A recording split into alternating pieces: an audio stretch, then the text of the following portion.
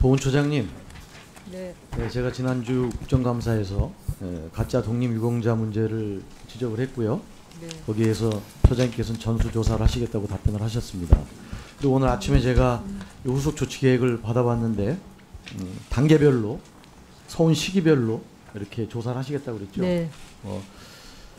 만시지탄이지만 해결의 의지를 가지고 나선 것에 대해서는 다행이라고 생각하고 많은 국민들이 관심을 갖고 있다는 점 알고 임해 주시고요. 그런데요, 그 추진 방향을 보면 이렇게 얘기를 하셨어요. 내년이 3.1운동 및 대한민국 임시정부 수립 100주년이다. 네. 거기에 대대적 포상도 있고 그래서 인력 운영에 어려움이 있기 때문에 우선 그 77년 이전 1단계부터 하고 차차 해나가겠다 이런 얘기잖아요. 네. 근데 이거 한번 생각을 해보십시오. 우리 서훈자 중에 제가 지난번에 얘기했던 거는 그 가짜로 자기 자료를 만들어 가지고 독립유공자가 된 케이스예요. 예. 주로 그 얘기를 했습니다. 네, 그런데 그렇습니다. 더 많은 경우 지적되는 경우가 뭐냐 하면 친일을 한 사람들이 독립유공자 포상을 받았다는 거예요. 경국훈장을 받았다는 얘기거든요. 이거 말이 안 되는 얘기겠죠? 더군다나 내년이 3.1운동 100주년 기념인데 만일에 여기에 친일했던 사람들이 훈장 추서가 취소가 되지 않고 계속 간다 그러면 이것도 옳은 일이 아니지 않습니까? 네, 그렇습니다. 그래서 제 얘기는 앞에 1단계는 숫자도 얼마 안 돼요. 그러나 그 뒤에부터 거의 대부분이 다 포상을 받게 됩니다. 이게 유공자로 등록을 하게 되고요.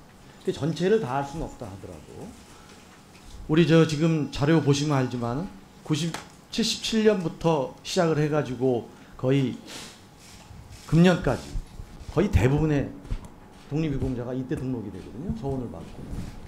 그런데 이 중에요. 한번 그 자료 좀 올려줘 보세요. 이런 말고요. 그 두 사람. 저런 안무상 최중 같은 경우는 이렇습니다. 3.1운동에 참여해서 만세운동을 하고 옥고를 치러요.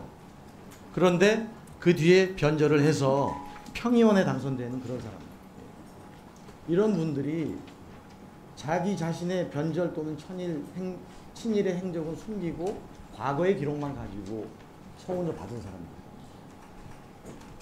뉴스타파와 민족문제연구소는요, 뭐 이분들이 나서 전수조사를 했는데 이 포상자 중에 보세요.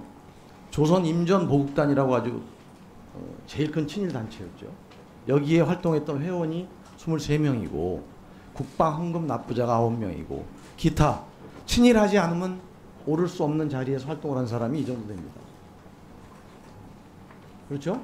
네. 그래서 인력 부족 문제를 얘기하시기 전에 내년 100주년을 맞아서 특히 이 부분에 대해서는 긴급히 조사를 하시고 특히 만세 3.1운동 관련해가지고 포상을 받은 사람들에 대해서는 전수조사를 하시고 또 시민단체라든지 기타 학계에서 지적된 그런 사항에 대해서는 우선적으로 조사를 하셔서 역사를 바로 잡아야 된다 이렇게 생각을 합니다.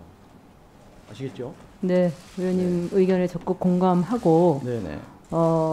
시기별로 어떤 것을 먼저 해야 될지를 면밀히 살펴본 후에 네네. 네, 그렇게 하도록 또 하겠습니다. 제가 하여튼 내년 국감 때까지 이걸 살펴볼 테니까요. 보시고요.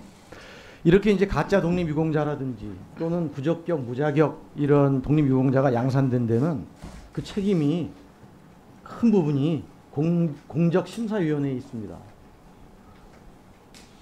PPT에서 보시듯이요. 본위원이 확인한 바에 따르면 과거 문교부 산하조사위원회, 원어처 심사위원회에는 이 공적심사위원회 총독부 수사관 출신, 조선사 편수회 출신, 조선임전보국단에서 활동했던 사람들 이런 사람들이 다수 포함되어 있어요.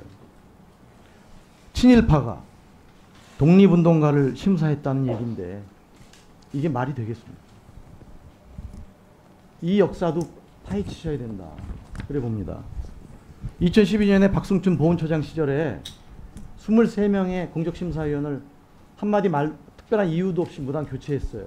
그때 들어갔던 사람 중에는 뉴라이트 계열 특정 단체, 현대사학회 이런 데 소속이 8명이나 되고 또 그중에 권희영 허동현 교수 같은 경우는 일제가 쌀을 수탈한 것이 아니라 일본에 쌀을 수출한 것이다. 이렇게 얘기를 하신 분이고 또 친일은 민족을 위한 친일이다. 이렇게 얘기했던 분들이